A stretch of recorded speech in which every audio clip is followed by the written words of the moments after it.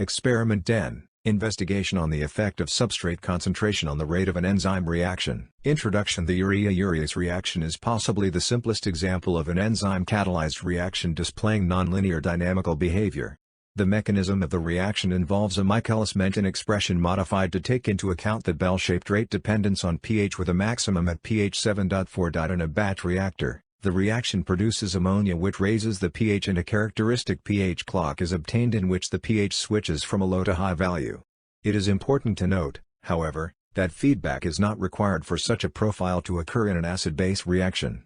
The pH change is initially slow because of the base produced is neutralized by acid. This scenario is similar to clock reactions involving consumption of inhibitor rather than autocatalysis. However, in the urea-urease reaction, rate acceleration is also observed in the rate of consumption of the reactant, urea. The feedback that arises with increasing pH is required for propagating fronts and bistability, or oscillations, observed in the flow reactor. However, oscillations were found to be irreproducible and the loss of activity of enzyme in the stock solutions at room temperature may be a contributing factor. Urease has been immobilized on a vast number of solid supports using chemical or physical techniques in order to improve its longevity. Phenol red is an indicator which is yellow in acidic medium and pink in the alkaline medium. Ammonia production due to urease activity will give a pink color to the mixture.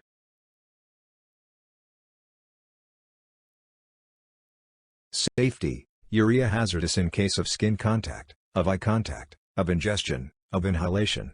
Urease hazardous in case of ingestion, of inhalation. Slightly hazardous in case of skin contact, of eye contact. Procedure. You are provided with a set of boiling tubes, urease enzyme preparation, a 0.02 mHCl solution, urea solution and phenol red indicator.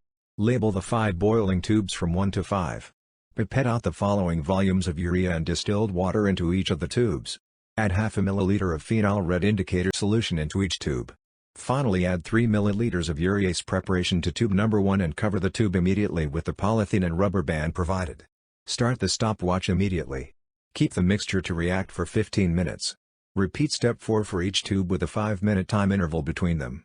After 15 minutes, titrate the first tube rapidly against 0.02 mHCl, until original yellow color is produced. Repeat the same for the other tubes. Tabulate your results. Draw a graph of volume of HCl versus substrate concentration. Draw a second graph of 1/volume of HCl versus 1/substrate concentration. Find out the Km and Vmax for the above enzyme using the second graph.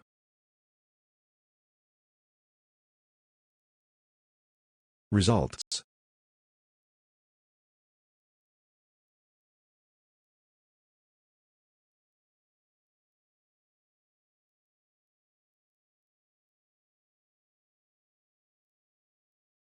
That is the end of practical.